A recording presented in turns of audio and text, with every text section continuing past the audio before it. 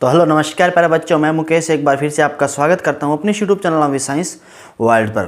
तो यहां पर हम कर रहे हैं अपनी क्लास 11th का रसायन विज्ञान का चैप्टर चल रहा है अपना थर्ड। तुम्हारे चैप्टर का नाम है तत्वों का वर्गीकरण व गुणधर्मों में आवर्तिता। इस अध्याय को हम समझ रहे हैं। इस अध्याय में हम क्या कर रहे हैं प्यारे बच्चों, आवर्त सारणी की उत्पत्ति के संबंध में हम जो कह सकते हैं कि बहुत से वैज्ञानिकों की जो कोशिश है उनको लगातार स्टेप बाय स्टेप पढ़ते जा रहे हैं। किस तरह से आधुनिक आवर्त सारणी का निर्माण हुआ था उसको हम पढ़ने की यहाँ पर कोशिश कर रहे हैं। तो सबसे पहले हमने यहाँ पर 5-6 नियमों को पढ़ लिया है। 7 नियमों को हम प्यारे बच्चों पढ़ चुके हैं। पीछे वाली क्लास में हमने पढ़ा था मेंडलीव की आवर्त सारणी। मेंडलीव की जो आवर्त सारणी थी उसको हमने पढ़ा था कि उन्होंने किस प्रकार से तत्वों को व्यवस्थित किया था। हम कह सकते हैं कि मेंडलीव थे ना, उन्होंने जो पुराने वैज्ञानिकों थे उनके जो नियम थे उन्हीं के आधार पर अपनी सारणी को प्रस्तुत किया था। ठीक है प्यारे बच्चों, तो इनकी जो सारणी थी उसमें परमाणु जो कह सकते हैं आप द्रव्यमान को महत्व दिया गया था, परमाणु भार को महत्व दिया गया था। इसी के आधार पर इनकी पूरी की पूरी सारणी को विस्तार से अध्ययन किया हुआ है प्यारे बच्चों। तो आज हम आगे इससे आगे पढ़ने वाले हैं। देखिए प्यारे बच्चों, आज की जो हमारी सारणी है, जो नियम आप जान चुके हैं कि 7 नियमों को हम अच्छे से समझ चुके हैं। तो इन्हें कर देते हैं साफ। और 8वां जो हमारा नियम है किसके संबंध में, आवर्त सारणी जो आधुनिक हमारी आवर्त सारणी है उसकी जो उत्पत्ति है उसके संबंध में हम जो 8वां नियम यहाँ पर आज पढ़ने वाले हैं। तो आधुनिक आवर्त नियम आज हम पढ़ने वाले हैं प्यारे बच्चों। क्या पढ़ने वाले हैं? आधुनिक आवर्त नियम।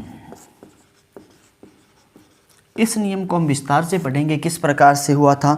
अगर हम बात करें आधुनिक आवर्त नियम की, जो हमारा आधुनिक आवर्त नियम है वो हेनरी मोजले ने प्रस्तुत किया है प्यारे बच्चों। तो किसने प्रस्तुत किया है अगर पूछा जाए तो हेनरी मोजले। जो हेनरी मोजले जो वैज्ञानिक थे, इन्होंने क्या किया है, जो हमारा आधुनिक आवर्त नियम है, आप क्या कह सकते हैं आधुनिक हमारी जो आवर्त सारणी है उसको यहाँ पर प्रस्तुत किया है प्यारे बच्चों। और उसको हम विस्तार से यहाँ पर डिटेल से समझने वाले हैं। तो इन्होंने क्या किया है, इन्होंने क्या किया, इन्होंने कुछ तत्वों को लिया। हम सबसे पहले जान लेते हैं कि जो हमारी आधुनिक आवर्त सारणी है जो किसने प्रस्तुत की है, हेनरी मोजले ने यहाँ पर प्रस्तुत की है। उस आवर्त सारणी और जो हमारे पीछे वाली मेंडलीव की आवर्त सारणी थी उसमें बहुत बड़ा डिफरेंस है। लेकिन फिर भी अभी वर्तमान समय में मेंडलीव की आवर्त सारणी के नाम से भी आवर्त सारणी को पुकारा जाता है। हमने पढ़ा था कि उसकी उपलब्धि में बहुत अधिक महत्वपूर्ण, हमें उसे नोबेल प्राइज से भी बड़ा प्राइज मिला था कि जो 101 नंबर जो तत्व है उसका नामकरण मेंडलीव के नाम पर ही किया गया था। तो अब देखिए पर बच्चों हम क्या जानने वाले हैं, हेनरी मोजले इन्होंने क्या किया था, इन्होंने कुछ तत्वों को लिया। इस प्रकार से हम कर सकते हैं कि कुछ तत्वों को इन्होंने लिया, इस प्रकार से कुछ तत्वों को रखा। इन तत्वों के ऊपर उन्होंने क्या किया, विद्युत चुम्बकीय तरंगों का इसके ऊपर कह सकते हैं कि प्रक्षेपण किया। विद्युत चुम्बकीय तरंगे, जब विद्युत चुम्बकीय तरंगों को तत्व के ऊपर गिराया, किसके ऊपर, यहाँ पे तत्व के ऊपर गिराया, तो यहाँ से जब तत्व से जो आप कह सकते हैं कि वेव निकलती है, जो वेव यहाँ से परावर्तित होती है, जो एक्स किरणें परावर्तित होती हैं, जब इसका अध्ययन किया गया हेनरी मोजले के द्वारा तो उसकी जो आवृत्ति थी वह क्या थी, हर कह सकते हैं कि तत्व के लिए भिन्न भिन्न थी। ऐसा नहीं है कि एक तत्व के लिए जो आवृत्ति आ रही है, जो म्यू आ रहा है उसका, वह सभी के लिए था। वह हर तत्व के लिए क्या थी, अलग अलग थी प्यारे बच्चों। अगर इसको ग्राफ के रूप में निरूपित करने की अगर हम कोशिश करें तो जब इन्होंने इसको ग्राफ के रूप में निरूपित किया तो इस तरह की एक स्ट्रेट लाइन कह सकते हैं, एक समतल रेखा इनको प्राप्त होती है प्यारे बच्चों। इस रेखा से ही इन्होंने क्या किया है, इस नियम को प्रस्तुत किया है।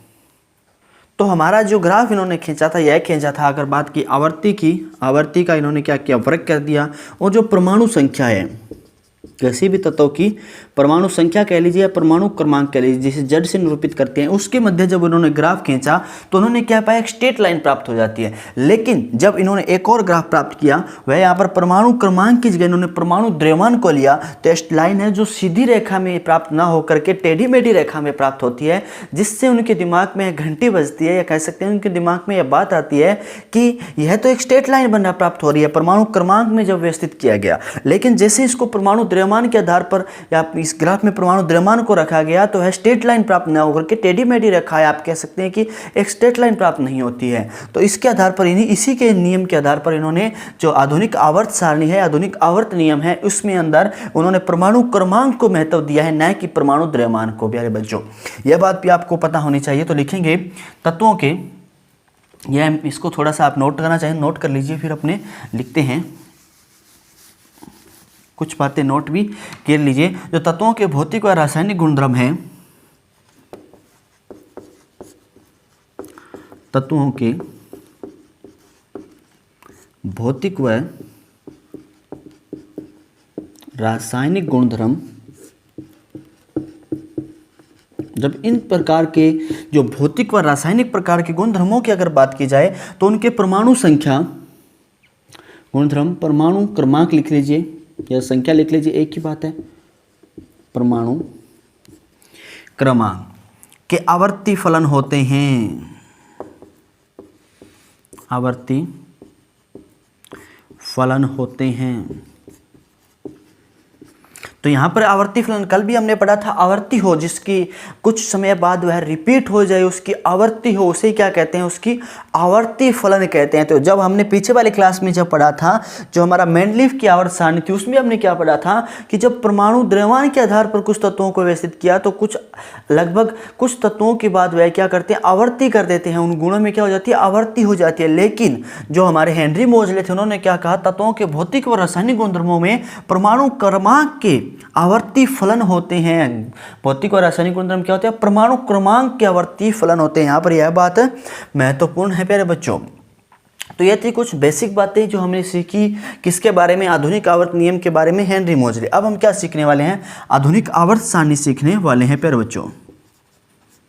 आधुनिक आवर्त सारणी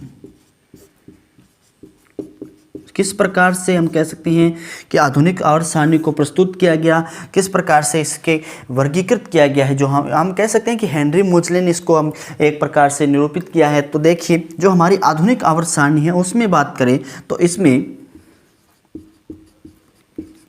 7 क्या होते हैं, आवर्त होते हैं प्यारे बच्चों। 7 क्या होते हैं, आवर्तों की संख्या अगर बात करें तो 7 आवर्त होते हैं। वर्गों की बात करें तो 18 वर्ग होते हैं। और क्या लिख लीजिए, इसमें 18 वर्ग होते हैं। क्या होते हैं, 18 वर्ग होते हैं। और आवर्त कितने होते हैं, 7 आवर्त होते हैं। ये जो यहाँ पर आवर्त है, इसको जो मेंडलीव थे हमारे, कौन, मेंडलीव ने इन्हें क्या नाम से पुकारा था, मेंडलीव ने इन्हें कहा था श्रेणी, श्रेणी नाम दिया था। मेंडलीव ने क्या नाम दिया था, श्रेणी नाम दिया था। लेकिन यहाँ पर जो हमारी आधुनिक आवर्त सारणी है, इसमें हम इसको आवर्त नाम देने वाले हैं प्यारे बच्चों। क्या नाम देने वाले हैं, आवर्त नाम से इसको पुकारने वाले हैं। ठीक है, तो इसको जल्दी से क्या कीजिए, नोट कीजिए, फिर हम आगे बढ़ते हैं और अपनी जो सारणी है इसको विस्तार से सीखते हैं। तो हम आवर्त सारणी में आगे बढ़ने से पहले हमें एक और चीज़ को सीखना आवश्यक है कि जो हमारे 100 तक के जो तत्व हैं, या कह सकते हैं कि उससे जो 100 से अधिक तत्वों की जब खोज की जाने लगी तो उसके जो नामकरण थे उसमें बहुत अधिक क्या हो सकते हैं कि अपवाद कह सकते हैं कि या विवाद आने लगे। अब आप बात करें 100 से पहले की, तो हम यहाँ पर हेडिंग डाल लेते हैं पहले छोटी सी कि 100 से अधिक परमाणु क्रमांक वाले, लिखेंगे 100 से अधिक परमाणु क्रमांक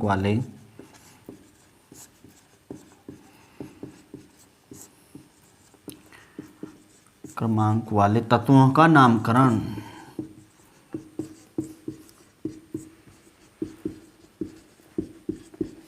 क्या सीखेंगे फिर बच्चे, यहाँ पे 100 से अधिक परमाणु क्रमांक वाले तत्वों का नामकरण हम सीखेंगे। अब इस कुछ बच्चे सोचेंगे कि सर आपने 100 से कम वाले तत्वों के तो परमाणु नामकरण तो हमें कराए नहीं, 100 से अधिक वाले, जो 100 से कम वाले तत्व हैं, या आप कैसे हैं, 100 से कम परमाणु क्रमांक वाले जो तत्व हैं उनका जो नामकरण किया गया था वह जैसे हम कह सकते हैं कि जिस वैज्ञानिक ने खोजा उसके ऊपर उसका नामकरण कर दिया गया, या फिर जिस स्थान से, जिस क्षेत्र से, जिस देश से उसकी खोज हुई, जो वैज्ञानिकों ने चाहा। जैसे अगर वैज्ञानिक चाह रहा है कि जैसे हाइड्रोजन है, हाइड्रोजन का नामकरण करना है तो वैज्ञानिक कहता है कि मेरे नाम पे कर दो, तो वैज्ञानिकों के नाम वैज्ञानिक के नाम पे कर दिया गया।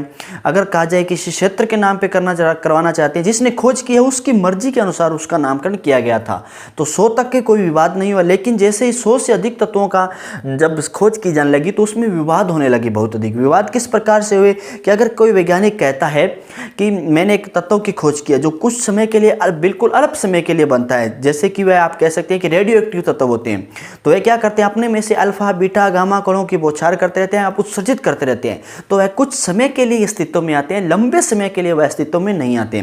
तो उसने वैज्ञानिक का नाम, मैंने तो ये कह सकते हैं कि खोज कर दिया, अब इसको मेरे नाम पर इसका पेटेंट कर दीजिए, मेरे नाम पर इसका नामकरण कर दीजिए। इसके लिए आप कह सकते हैं कि हमारे जो संसार है, हमारा जो विश्व है, उसके अंदर एक स्पेशल कह सकते हैं कि संगठन बनाया गया IUPAC। क्या बनाया गया? IUPAC। ठीक है प्यारे बच्चों, ऐसे IUPAC नाम का एक संगठन बनाया गया, जिससे क्या किया, यही संगठन क्या करता है, किसी भी तत्व का अगर आपको नामकरण करवाना है, किसी भी तत्व का नाम देना है, तो यही जो कह सकते हैं कि आपका नामकरण करता है। आप पढ़ते भी हैं प्यारे बच्चों, क्लास 10th में आपने पढ़ा होगा IUPAC नामकरण किसी भी तत्व का। तो उन्होंने कुछ नियम दिए जिसके आधार पर ही क्या किया गया, तत्वों का नामकरण किया जाता है। अगर इसके फुल फॉर्म की बात करें तो वह भी आप लिख सकते हैं, इंटरनेशनल, यू से आ जाएगा अपना, union of pure and applied chemistry. ठीक है, तो इसका फुल फॉर्म कर लिख सकते हैं, international union of pure and applied chemistry. इस तरह से IUPAC का फुल फॉर्म भी पूछा जा सकता है एग्जाम में, तो यह भी आप क्या कर लीजिए, याद रखिएगा प्यारे बच्चों। तो यहाँ पे लिख लेते हैं IUPAC। तो इन्होंने क्या किया, कुछ नियम दिए कि अगर आप इस नियम को फॉलो कीजिए, अगर तत्व पर संख्या, आप कह सकते हैं तत्वों का परमाणु क्रमांक आपका 100 से अधिक हो रहा है, जैसे 101, 102, 103, तो कुछ ना कुछ तो अंक आएंगे। तो उसके आधार पर इन्होंने क्या किया, अगर आपको नामकरण करना है तो आप इस कुछ नियम को, निश्चित नियम को ही फॉलो करेंगे, उसके अनुसार ही आप इसका नामकरण करने वाले हैं। तो इसके लिए इन्होंने क्या कहा, एक नियम दिया, जैसे 0, 1, 2, 3, 4, 5, 6, 7, 8, 9, इस तरह से कोई ना कोई अंक ही तो आप इस्तेमाल करेंगे।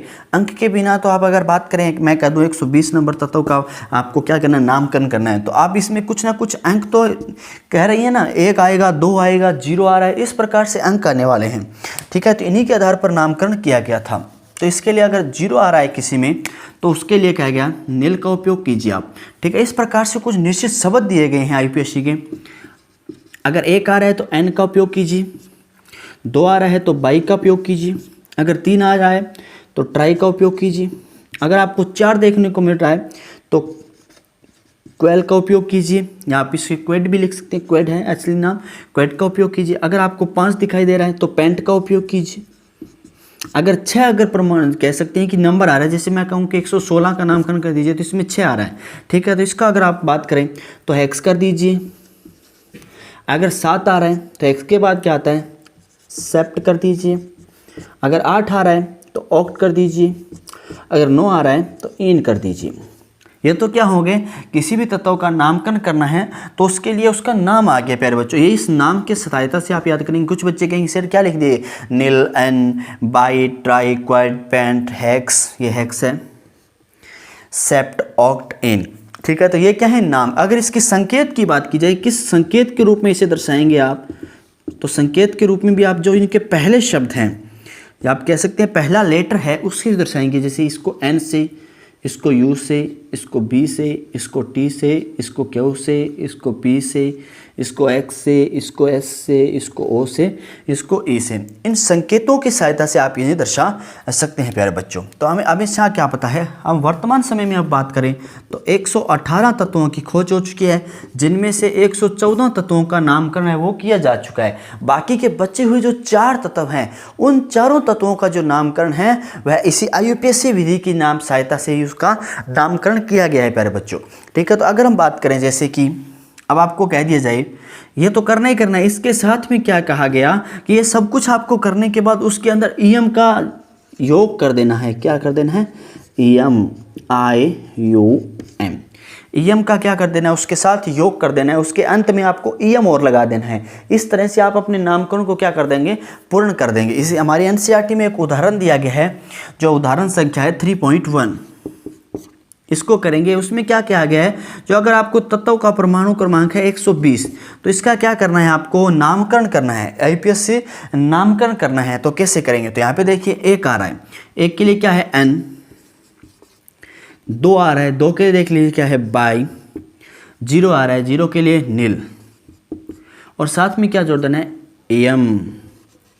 क्या बन गया, N बाई नियम, N बाई नियम, या नीलियम लिख सकते हैं, नील है तो नीलियम, नीलियम, N बाई नीलियम। इस प्रकार से इसका नामकरण। अब इसको संकेत के रूप में दर्शाना चाहें तो क्या आ जाएगा, U, बी एन, क्या आ जाएगा UBN। ये क्या हो गया, इसका नाम हो गया, और यही क्या हो गया, इसका संकेत हो गया। इस तरह से आप अगर करना चाहें तो 122, 125, 127, 130 किसी भी तत्व का नामकरण आप कर देख सकते हैं। अगर 122 की बात करें तो एक के लिए क्या जाएगा, n आ जाएगा, 2 बार n bi ium, n bi ium या बेलियम। इस प्रकार से आप इसका नामकरण कर सकते हैं किसी भी तत्व का। अब छोटी सी जो बातें हैं वो आपको नोट कर लीजिए यहाँ पर। अगर ये उदाहरण देखना चाहे तो आप लिख सकते हैं। अब यहाँ पर आप क्या करेंगे, एक छोटी सी बात को नोट डाउन कर लीजिए अपनी नोटबुक में, ताकि आपको समझने में आसानी हो सके आगे चैप्टर को। तो क्या लिखेंगे, 101 से अधिक तत्वों के नामकरण करने इस सहायता से किया गया। 101 से अधिक परमाणु क्रमांक वाले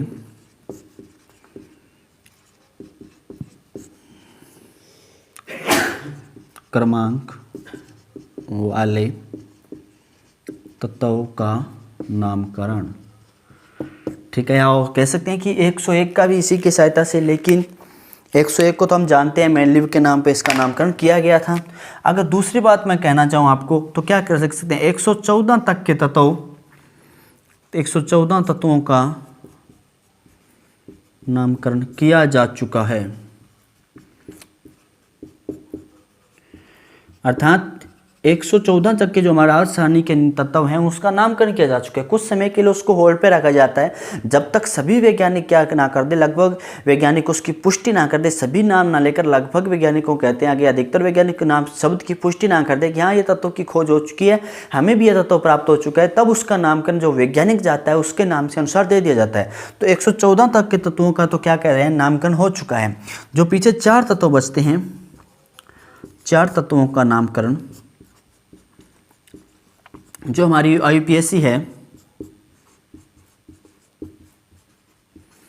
के सहायता से या के अनुसार लिख लीजिए, के अनुसार किया गया है, किया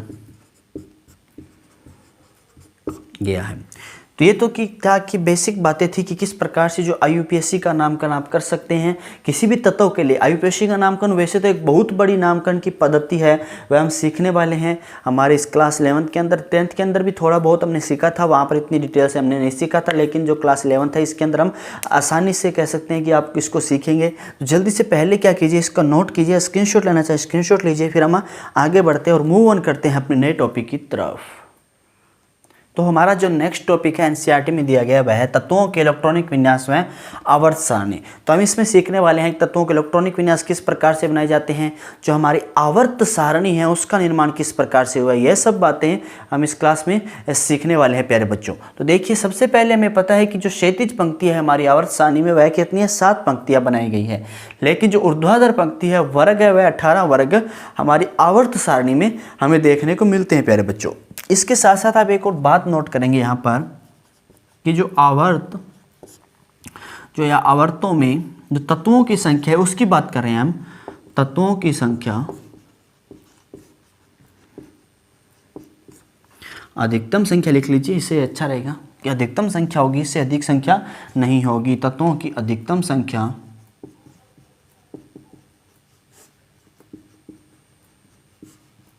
क्रमशः 2, 8, 8, 18, 18, 32, 32 है।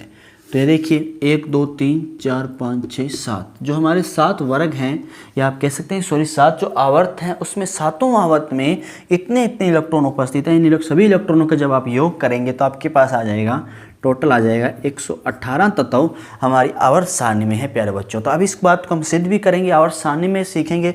अब छोटा सा मैं यहाँ पे मॉडल की तरह मैं आपको बताना चाहता हूँ कि आवर्त क्या होते हैं। कुछ बच्चे सोच रहे होंगे क्षैतिज रेखा आवर्तों की बात करें तो देखिए जैसे 1, 2, 3, 4, 5, 6, 7 ये 7 तो क्या हो गए आपके कह सकते हैं कि आवर्त हो गए हैं। अगर ये हो गए इस तरह से हम बढ़ रहे हैं तो ये क्या है, हमारे आवर्त हैं आवर्त सारणी के। और जब हम इस तरह की रेखाओं की बात करते हैं, खड़ी स्तंभ की बात करते हैं तो उन्हें क्या कहते हैं, वर्ग। अगर वर्ग की बात करें तो हमारे पास 18 वर्ग है, जैसे 1, 2, 3, 4, 5, 6, 7, 8, 9, 11, 12, 13, 14, 16, 17 और 18 वर्ग हमारे पास इस तरह से कुल है। तो अब कुछ बच्चे सोचेंगे सर ये आपने ग्राफ जैसा पता नहीं क्या बना दिया, तो इसे भी हम अच्छे से सीखेंगे।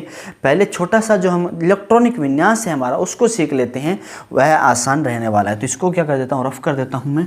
और हम अब सीखने वाले हैं क्या, जो तत्व हैं उसको किस प्रकार से भरा जाता है। एक कविता आपको मैंने याद करवाई हुई है, अगर आपने क्लास नहीं देखी है वो हो कि इलेक्ट्रॉनिक विन्यास भरने को किस तरह कैसे ट्रिक के साथ आप इसका इस्तेमाल कर सकते हैं, तो मैं आपको यहाँ पर सिखा दूंगा प्यारे बच्चों। तो आपको एक छोटी सी कविता याद की होगी कि 4 शब्द होते हैं जो आपको याद रखने होते हैं। स्कूल, यहाँ पे जगह नहीं बचेगी, अपना थोड़ा सा बड़ी हो जाएगी कविता, यहाँ पे करते हैं। स्कूल पहला शब्द है, दूसरा है public, school, public, defence, defence और फर्स्ट, फर्स्ट इसको भी स्मॉल लेटर रख रखते हैं क्योंकि स्मॉल लेटर में ही आता है। अब देखिए इनको रिपीट करना है बार बार आपको। स्कूल के बाद क्या आ जाए, फिर से स्कूल, स्कूल, स्कूल, पब्लिक के बाद ऊपर देखिए क्या है, स्कूल, क्या हो गया, पब्लिक स्कूल। फिर इससे रिपीट कीजिए, पब्लिक स्कूल। अब देखिए डिफेंस के ऊपर क्या है, पब्लिक, पब्लिक के ऊपर क्या है, स्कूल, डिफेंस पब्लिक स्कूल। इसे रिपीट करना है एक बार फिर से, defence public school, school, school, defence public school, public school, defence public school, defence public school. अब फर्स्ट के ऊपर क्या है, डिफेंस, डी लिख देता हूँ सीधा। डिफेंस के ऊपर क्या है, पब्लिक, पब्लिक के ऊपर क्या है, स्कूल। तो क्या बन गया, फर्स्ट डिफेंस पब्लिक स्कूल। ये एक बार फिर से रिपीट होगा, क्या होगा, फर्स्ट डिफेंस पब्लिक स्कूल। ये देखिए क्या हो गया, school, school, first public school, public school, defence public school, defence public school, first defence public school, first defence public school. अब इसको लिख लेते हैं, क्या बन रहा है देखिए, मार्कर कर लेते हैं थोड़ा सा चेंज। और देखिए एस एस, पहले में क्या आ रहा है, एस एस, दूसरे में देखिए पी एस पी एस, क्या आ रहा है, पी एस पी एस। तीसरी रेखा में देखिए D P S D P S, फिर से डी पी एस, फिर देखिए एफ, इसको फिर रख लेते हैं, फर्स्ट को याद हो गया, F D P S, F D P S. अब देखिए यहाँ पे अब किस तरह से इसका क्रम से लिख सकते हैं। आपको पता है एस एस 1 2 3 4 5 6 7 8। अब पी की बात करें तो 2 से शुरू होता है, 2 3 4 5 6 7। एस पी, पी के बाद क्या आता है, डी, डी किससे शुरू होता है, 3 से, 3 4 5 6। एफ की बात करें तो आप हमारे पास यहाँ पे 5, ठीक है। एफ की बात करें तो अब शुरू होता है 4 से, तो यहाँ पे एफ है नहीं, 4 और 5। इस तरह से न्यूमेरिक है जो हमें इलेक्ट्रॉनों को हमने व्यवस्थित करना है, आवर्त सारणी में जो तत्व हैं उनका इलेक्ट्रॉनिक विन्यास लिखना है, तो इसकी सहायता से आप लिख सकते हैं। तो हमने यहाँ पे क्या लिखा, देखिए जो हमारी पहली रेखा है उसके अंदर क्या आया, स्कूल, स्कूल, तो क्या आया, सिर्फ एस आया, ठीक है। उसके बाद देखिए दूसरी रेखा है उसके अंदर क्या आ रहा है, पी भी आ रहा है और एस भी आ रहा है, तो एस भी आ रहा है और क्या आ रहा है, पी भी आ रहा है। तीसरी रेखा के अंदर बात करें, या आप कह सकते हैं कि हम ये इलेक्ट्रॉनिक विन्यास बन रहे हैं, जो हमारे कक्षक होते हैं उसकी बात करें तो देखिए पहले कक्षक में क्या आता है, एस अकेला आता है, ठीक है। हमारा जो दूसरा होता है उसके अंदर एक एस आएगा और एक पी आएगा। जो हम कक्ष की बात करें, जैसे आपको पता है ये क्या है, नाभिक है, इसके बाहर क्या होते हैं, क्या होते हैं, कक्षा, कह सकते हैं कि कोश होते हैं, ठीक है। तो कोश के अंदर आपको पता है पहले के अंदर 1 होते हैं, दूसरे के अंदर 2 होते हैं, तीसरे के अंदर 3 होते हैं, अब ये क्या है आपके अंदर, उपकोष, या आप कह सकते हैं कि इनके अंदर क्या है, उपकोष हैं। इसके कह सकते हैं कि कोष के अंदर क्या हो गए, कक्षक कह लीजिए, एस कक्षक, पी, डी, इस प्रकार के भी हो सकते हैं। ठीक है, तो ये क्या है, आप देखिए फर्स्ट के अंदर एस, दूसरे के अंदर एस और पी, तीसरे के अंदर एस डी पी। एस क्या आया है, एस के बाद एस और पी आया, एस और पी के बाद एस पी एस, सॉरी यहाँ पे आया एस और पी आएगा। चौथे के अंदर देख लीजिए, चौथे के अंदर जैसे हम बढ़ते हैं S P S D P, तो लिखेंगे एस डी पी। उसके बाद देखिए एस डी पी, 5 नंबर के अंदर पी क्या आ रहा है, एस डी पी। 6 नंबर की बात करें तो 6 नंबर के अंदर देख सकते हैं एस एफ डी पी, क्या आ रहा है, एस एफ डी पी। अगर 7 नंबर के अंदर बात करें तो 7 से शुरू क्या हो रहा है, देखिए एस एफ डी पी, क्या आ रहा है, एस एफ डी पी। और 8 नंबर के अंदर बात करें तो क्या आ रहा है, सिर्फ एस आ रहा है। तो ये तो क्या कुछ क्रम है, हम कह सकते हैं कि कुछ कोश हैं, कक्षा है या कोश है जिसको एन से मुख्य क्वांटम संख्या होती है। हमारी 4 प्रकार की क्वांटम संख्या होती है, आपको याद करवा चुका हूँ।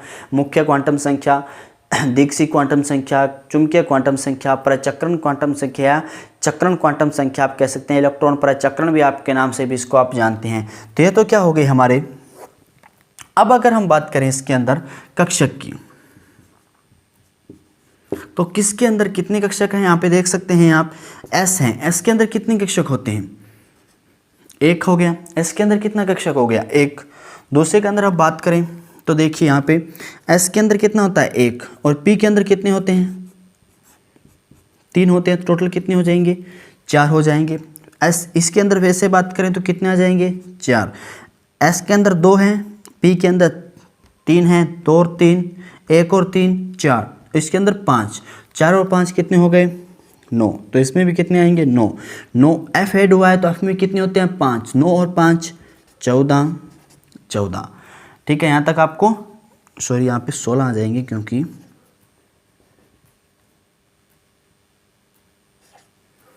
ठीक है। अब देखिए, अब हम बात करें तत्वों की। अब कौन से में कितने तत्व हैं, तो देखिए इसके आपको 2 से गुना कर देना है, 1 गुना 2 2, 4 गुना 2 8, 4 गुना 2 8, 9 गुना 2 18, 9 गुना 2 18, 16 गुना 2 32, 16 गुना 2 32। यही सेम चीज़ हमने कहाँ पे नोट की है, ये देखिए 2 8 8 18 18 32 32। तो ये चीज़ क्या कीजिए आप जल्दी से इसको नोट कीजिए, फिर हम जो हमारी आवर्त सारणी है उसको बनाने वाले हैं, उसको सीखने वाले हैं विस्तार से। तो जल्दी से क्या कीजिए, इस चीज़ को नोट कर लीजिए अगर आपको अच्छा लग रहा है तो प्यारे बच्चों अब हम बनाने वाले हैं आवर्त सारणी को। जो हमारी आवर्त सारणी है उसको हम क्या करने वाले हैं, ड्रॉ करने वाले हैं। तो हमें क्या पता है आवर्त सारणी में कितने आवर्त होते हैं, तो 7 आवर्त होते हैं। ठीक है, तो हम आवर्त ड्रॉ करेंगे, 1 2 3 4 5 6 7। ये क्या हो गए, हमारे 7 आवर्त हो गए। अब वर्ग की अगर हम बात करें तो यहाँ पे बाउंड्री बना देते हैं और यहाँ पे भी बाउंड्री बना देते हैं। अब हम वर्गों की बात करें तो हमें पता है वर्ग कितने होते हैं हमारे पास, ये देखिए 18 हमारे पास क्या होते हैं, वर्ग होते हैं। लेकिन हम सीधा इसको ना बना करके हम थोड़ा सा डिटेल के साथ थोड़ा सा अच्छे से बनाएंगे ताकि आपको समझ में आता रहे। अगर मैं सीधा 18 बना दूंगा तो आपको कुछ समझ में नहीं आएगा। अब सबसे पहले देखिए हमारे पास हमें पता है एस पी डी एफ, ठीक है, एस पी डी एफ। इस प्रकार से हमारे पास 4 ब्लॉक होते हैं आवर्त सारणी में। ठीक है, तो सबसे पहले अगर हम बात करें एस की तो एस जो सबसे पहला ब्लॉक होता है आवर्त सारणी में वह होता है एस। उसके बाद पी बात करें तो अंतिम ब्लॉक होता है वह होता है पी ब्लॉक। और डी की बात करें जो मध्य में जो ब्लॉक आता है डी ब्लॉक होता है। एफ की बात हम आगे करने वाले हैं। तो अब देखिए क्या करना है आपको, एस की बात करें तो एस के अंदर देखिए इस प्रकार से इस प्रकार से एस को ड्रॉ किया जाता है। एस जो हमारा कोश होता है उसको इस प्रकार से ड्रॉ किया जाता है। तो इसके अंदर हम कितने इलेक्ट्रॉनों को भर सकते हैं? इसके अंदर 2 इलेक्ट्रॉनों को भरा जा सकता है। तो अगर बात करें एस की, तो एस क्या आ जाएगा 1s और 2s। ये भी कह सकते हैं कि एस के अंदर क्या आएगा, सबसे पहले 1s आता है, फिर क्या आता है 2s आता है। तो देखिए हमें सबसे पहले क्या बनाना है, 1 2। तो ये जो हमारा बना है ये क्या एस ब्लॉक है, क्या है एस ब्लॉक है। तो एस ब्लॉक लिख लीजिए, ठीक है प्यारे बच्चों, यहाँ तक आपको अच्छी समझ में आया होगा। अब देखिए इसमें जो इलेक्ट्रॉन भरा जाएगा वो NS N का मतलब यहाँ पे मुख्य क्वांटम संख्या है। मुख्य क्वांटम संख्या क्या होती है, 1 2 3 4 5, ठीक है 1 2 3 4 5 6 7, इस प्रकार से मुख्य क्वांटम संख्याएं होती है प्यारे बच्चों, ठीक है। अब देख लीजिए, अब हम बात करें एस के अंदर 2 इलेक्ट्रॉन भरे जाते हैं। इसी तरह से पी की बात करें तो पी के अंदर कितने इलेक्ट्रॉनों का आप भर सकते हैं, यहाँ पे देखिए 1 2 3 4 5 6 इलेक्ट्रॉनों को इस प्रकार से पी ब्लॉक में भरा जा सकता है। तो पी ब्लॉक बनाना है तो आपको क्या करना है, इस प्रकार से यहाँ पे 6 वर्ग बना देने हैं पी के लिए, 2 3 4 5 6। तो ये क्या बन गए हमारे पी। अब इसके अंदर भी अगर हम बात करना चाहें तो क्या लिखेंगे, इसके अंदर पी के अंदर 1 इलेक्ट्रॉन भरा जाएगा, इस पी के अंदर 2, इस पी के अंदर 3, इस पी के अंदर 4, इस पी के अंदर 5 और इस पी के अंदर 6। और बात करें तो N N N N N N, ठीक है। जैसे हम नीचे बढ़ते जाएंगे तो वह किस में आएगा, देखिए यहाँ पे अगर इसकी बात करें तो ये तो पहला आ जाएगा, इसके अंदर 2p कक्षक में ही इलेक्ट्रॉन भरे जाएंगे, इसमें 3p के अंदर ही भरे जाएंगे, इसके अंदर 4p में ही भरे जाएंगे, इसके अंदर 5p में भरे जाएंगे, इसके अंदर 6p में भरे जाएंगे, ठीक है, और इसके अंदर 7p में भरे जाएंगे। इसी तरह से s की अगर बात करें तो इसमें अंदर देखिए किस प्रकार से हम कह सकते हैं कि 1s के अंदर इलेक्ट्रॉन भरे जाएंगे, इसके अंदर 2s के, इसके अंदर 3s के, इसके अंदर 4s 5s 6s 7। अब बात करें s की तो हम यहाँ पे जो अंतिम कक्षा है, जो अंतिम कक्षा में हम जहाँ पे बनाते हैं, जिस प्रकार से अंतिम कोष में इलेक्ट्रॉन भरे जाने की बात करें, अंतिम कोष में जो इलेक्ट्रॉन भरा जाएगा वह इस प्रकार से भरा जाएगा, किसमें 2p में 3p में, जो यहाँ पे जो तत्व आएगा उसके अंतिम जो कोष है उसमें जो हम कह सकते हैं कि इलेक्ट्रॉन भरा जाएगा वह 2p में 4p 5p 6p 7p, इस प्रकार से इनको भरा जाएगा। अब अगर बात करें, देखिए अब सबसे पहले इनको थोड़ा सा लिख लेते हैं। सबसे पहले तत्वों की बात करें, जैसे हमें पता है हाइड्रोजन है, इससे पहले बना लेते हैं पी ब्लॉक। पी में देखिए आपको पता है, डी में आपको पता है 10 इलेक्ट्रॉन आते हैं। कितने इलेक्ट्रॉन आते हैं, 10, 1 2 3 4 5 6 7 8 9 10 इलेक्ट्रॉन भरे जाएंगे। तो 10 इलेक्ट्रॉन भरे जाएंगे तो हम क्या कह सकते हैं, इसके जो वर्गों की संख्या कितनी होगी, 10 होगी। देखिए 1 2 3 4 5 6 7 8 9 और 10 वर्ग इसमें बनाए जा सकते हैं, ठीक है। अब अगर बात करें एफ की, तो एफ भी हम सीखेंगे एफ कैसे होता है, वह हम थोड़ा सा डीपली बात करेंगे, तो उसको हम थोड़ा सा आगे वाले क्लास में, क्योंकि आज की क्लास में समय थोड़ा कम है अपने पास, तो पहले इसको थोड़ा सा अच्छे से सीख लेते हैं। अब देखिए 1s की बात करें तो 1s में किस किस के इलेक्ट्रॉन भरे जाते हैं वह तो इसमें लिखे जा सकते हैं प्यारे बच्चों। तो 1s में अगर हम बात करें तो हमारे पास पता है 1s में एस में 2 कक्षक 2 इलेक्ट्रॉन भरे जाते हैं। तो सबसे पहले हम हाइड्रोजन हमारा तत्व है, आपने उम्मीद करता हूँ कि 1 से लेकर कम से कम 20 तक के जो परमाणु क्रमांक वाले तत्वों के नाम याद कर लिए होंगे, जैसे hydrogen, helium, lithium, beryllium, boron, carbon 9, इस प्रकार से आपने अच्छे से इसको याद किया होगा। तो सबसे पहले देखिए हाइड्रोजन, तो हाइड्रोजन को हम यहाँ पे रखते हैं, लेकिन जो हमारी एनसीईआरटी है उसमें हाइड्रोजन को मध्य में स्थान दिया गया है, मतलब ना यहाँ पे स्थान दिया है ना इस तरफ स्थान दिया है। इसका क्या कारण है, जो हाइड्रोजन है वह क्या करता है, इलेक्ट्रॉन त्यागने की प्रवृत्ति भी रखता है, अर्थात वह धनावेशित होने की प्रवृत्ति भी रखता है, इलेक्ट्रॉन साझा भी करता है। तो हमें पता है 6 इलेक्ट्रॉन आसानी से त्याग देते हैं, जो तत्व आसानी से इलेक्ट्रॉन को त्याग देते हैं वह क्या होते हैं, धातुएं होती है। जो इलेक्ट्रॉन को ग्रहण करने की प्रवृत्ति रखते हैं प्यारे बच्चों वह क्या होती है, अधातुएं होती है। और जो ना तो इलेक्ट्रॉनों को ग्रहण करते हैं, आसानी से ना त्यागते हैं, इस प्रकार के हम क्या कह सकते हैं कि उपधातुएं उसको रखा गया है। जैसे जैसे हम आवर्त सारणी में इस तरफ बढ़ते जाते हैं, वर्गों की बात करें 1 से 14 की तरफ जैसे से बढ़ते जाते हैं तो धातुएं गुणों में कमी आती जाती है और अधातुएं गुणों में बढ़ते जाते हैं। अर्थात यहाँ पे जो तत्व होंगे वह धातु होंगे, बढ़ते बढ़ते धीरे धीरे यहाँ तक पहुँचने वह अधातु हो जाते हैं प्यारे बच्चों। तो अब इसमें देखिए हाइड्रोजन को हमने भर लिया, इसका इलेक्ट्रॉनिक विन्यास भी लिख लेते हैं साथ साथ में, इसको मैं रफ कर देता हूँ। तो अब देखिए अब अगर हम बात करें हाइड्रोजन की, तो हाइड्रोजन का परमाणु क्रमांक हमें पता है क्या होता है, Z क्या होता है, इसका 1 होता है, तो 1s 1 में भरा जाएगा। तो मैंने आपको बताया इसका जो यहाँ पे जो तत्व आने वाले हैं वो 1s में उनके इलेक्ट्रॉन भरे जाएंगे, तो हाइड्रोजन 1s 1। तो यहाँ पे अब बात करते हैं हीलियम की।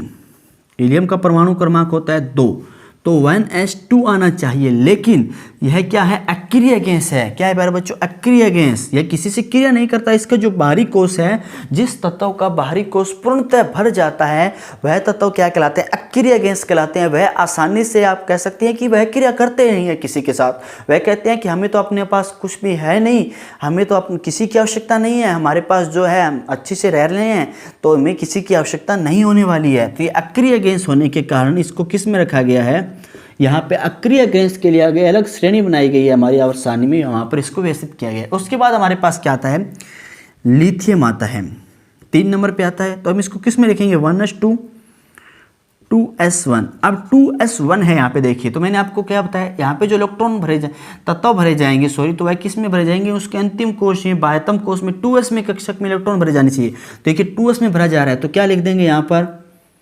लिथियम। उसके बाद बेरिलियम की बात करें, Be कि 4 नंबर पे आता है, तो क्या आता है 1s2 2s2। अब कुछ बच्चे कहेंगे सर इसका भी बाह्यतम कोश का इलेक्ट्रॉन का पूरा हो गए हैं, बाह्यतम कोश में इलेक्ट्रॉन पूर्ण हो गए हैं, लेकिन नहीं हुए हैं। आपको पता है इस प्रकार से जो कोशों की संख्या होती है 2 8 18, यहाँ पे आप 8 भी भर सकते हैं, लेकिन 18 और 32 इस तरह से इलेक्ट्रॉन भरे जाते हैं। तो पहले तो में 2 भर गए, इसमें 2 आ गए, अब आपको यहाँ पे 8 पूरे करने होंगे। अगर यहाँ पे आपके तत्व कोश में 8 इलेक्ट्रॉन हो जाते हैं तो आप कह सकते हैं वह अक्रिय गैस है, लेकिन जब तक 8 पूरे नहीं हो जाते हैं तो अक्रिय गैस नहीं होगी। तो 2s2 है, तो 2s2 यहाँ पे भर देंगे, तो यहाँ पे क्या आ जाएगा, बेरिलियम। ठीक है, बेरिलियम के बाद क्या आता है, बोरोन। बोरोन कितने नंबर पे आता है, 5। तो हमारा क्रम क्या है देखिए, 1s2 2s2, उसके बाद देखिए 2p1 2p1। तो यहाँ पे मैंने आपको क्या बताया है, 2p में भी 1 किस में भरे जाते हैं, इस रेखा में 1 वाले भरे जाएंगे जिसमें 1 होंगे, और 2p1। तो यहाँ पे क्या लिखा जाएगा, आपका बोरोन को लिखा जाएगा। इस प्रकार से जो हमारी आवर्त सारणी जो बनाई गई है वह परमाणु क्रमांक को ध्यान में रखते हुए, न कि परमाणु द्रव्यमान को ध्यान में रखते हुए। परमाणु द्रव्यमान क्या होता है, अब कुछ बच्चे कहेंगे सर परमाणु क्रमांक क्या होता है, परमाणु द्रव्यमान क्या होता है, ये भी समझ में नहीं आ रहा है। तो ये बात भी आपकी क्लियर कर देता हूँ। अगर मैं परमाणु क्रमांक की बात करूँ, परमाणु क्रमांक, ठीक है, आप कह सकते हैं कि जब हम तत्वों के परमाणु क्रमांक की बात करते हैं तो तत्वों के नाभिक में उपस्थित प्रोटॉनों की संख्या, तत्वों के नाभिक में प्रोटॉन भी होते हैं, न्यूट्रॉन भी होते हैं, आपको पता है, लेकिन जो प्रोटॉनों की जो संख्या होती है वही उसका क्या होता है, परमाणु क्रमांक होता है। किसी भी तत्व के नाभिक में उपस्थित परमाणु क्रमांकों की संख्या को ही उसका परमाणु क्रमांक होता है, वह न्यूट्रॉन प्रोटॉनों की संख्या को उसका परमाणु क्रमांक कहते हैं। अगर परमाणु द्रव्यमान की बात की जाए तो जो प्रोटॉन व न्यूट्रॉन दोनों की संख्या का योग कर दिया जाता है तो वह क्या कहलाता है, परमाणु द्रव्यमान कहलाता है।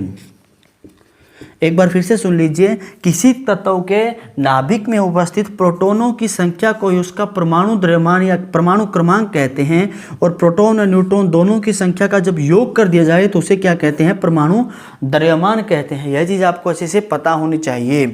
तो चलिए आगे बढ़ते हैं, अपने टॉपिक पर वापस लौटते हैं। अब देख लीजिए, बेरिलियम तो हो गया अपना, बोरोन भी हो गया। तो बोरोन के बाद क्या आता है, कार्बन। तो कार्बन कितना परमाणु क्रमांक होता है, 6। तो किस प्रकार से लिखेंगे, 1s2 2s2 2p2 2s2 2p2। अब 2p2 की बात करें तो देखिए 2p कहाँ पे भरा जाएगा, इस कह सकते हैं आवर्त में भरा जाएगा, और 2 किस में भरा जाएगा, यहाँ पे।